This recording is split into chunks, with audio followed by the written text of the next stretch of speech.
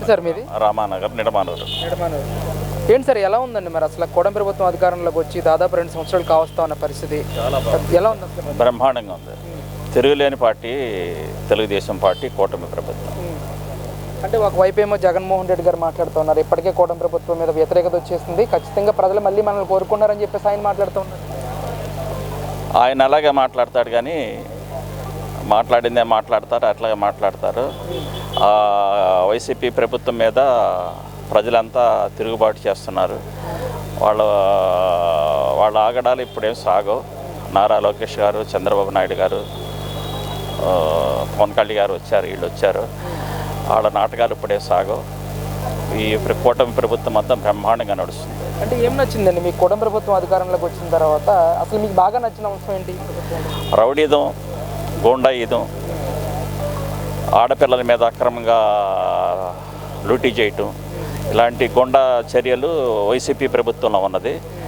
మా కూటమి ప్రభుత్వం వచ్చినాక అవన్నీ ఆగడాలన్నీ అరికట్టారు. అది కాకుండా లంచగొండితనం కానీ ఏదన్నా కానీ ఏ విషయాల్లో అన్నా కానీ మా ప్రభుత్వం వచ్చినాక అన్నీ సగ్రియాయి. అది మరి ఒకవైపు ఏమో జగన్ గారు అంటా ఉన్నారు, క్రైమ్ రేట్ పెరిగిపోయింది, మహిళలకి భద్రత లేదు, పోలీస్ వ్యవస్థ మొత్తం కూడా నిర్వీర్యం చేసేసారు ఈ రాష్ట్రంలో అని చెప్పి మాట్లాడుతున్నారు. అవన్నీ అబద్ధాలే, అన్నీ అబద్ధాలు అన్నమాట. రౌడీదం అంటే గూండాయిదం, రౌడీదం అంటే వైసీపీ ప్రభుత్వమే. ఇక దానికి అందరూ తెలిసిన విత్తం. ఆంధ్రప్రదేశ్ ప్రజలు ఎవరు అడిగినా, చిన్నపిల్లడు ఎవరు అడిగినా చెప్తారు. అది అంటే అంతలా ఏం చేసిందండి గతంలో వైసీపీ ప్రభుత్వంలో గూండాయిజం? నేను చూస్తున్నాను అన్ని తిరిగి వచ్చాను, అన్ని స్టేట్లు అన్ని ఏరియాలు తిరిగి వచ్చాను. చాలా గూండాయిదం అంటే వైసీపీయే, గూండా ప్రభుత్వం అది దాన్ని అరికట్టుకుంటూ వస్తున్నారు. ఒకటి అరికట్టుకుంటూ వస్తున్నారు ఈ ప్రభుత్వం. అంటే సూపర్ 6 హామీలు కూడా నిలబెట్టుకోలేకపోయింది కూటమి ప్రభుత్వం అని చెప్పేసి మాట్లాడుతున్నారు. దీని గురించి ఏం చెప్తున్నారు? అన్నీ బ్రహ్మాండంగా చేసుకొస్తున్నారండి. నారా లోకేష్ గారు, చంద్రబాబు నాయుడు గారు, పవన్ కళ్యాణ్ గారు. కూటమి ప్రభుత్వం మాత్రం ఎదురు లేకుండా ఉంది. ఇంకా 15 సంవత్సరాల వరకు ఎదురు లేదు ఈ ప్రభుత్వానికి, గ్యారెంటీ. నారా లోకేష్ గారి పనితీరు ఎలా ఉందండి అసలు? చాలా బ్రహ్మాండంగా ఉంది, ఎదురు లేదు దానికి చూపించే ఇది ఎవరికి లేదు. మచ్చలేనిది నారా లోకేష్ ప్రభుత్వం.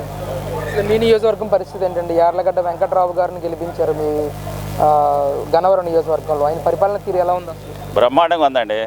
అలాంటి నాయకుడు దొరకటం ఈ గన్నవరం నియోజకవర్గానికి ఒక అదృష్టం. అది ఏంటి అసలు కార్యకర్తలకు అండగా నిలుస్తున్నారు ఆయన? అండగా నిలుస్తున్నారు, కార్యకర్తలు అండగా నిలుస్తున్నారు.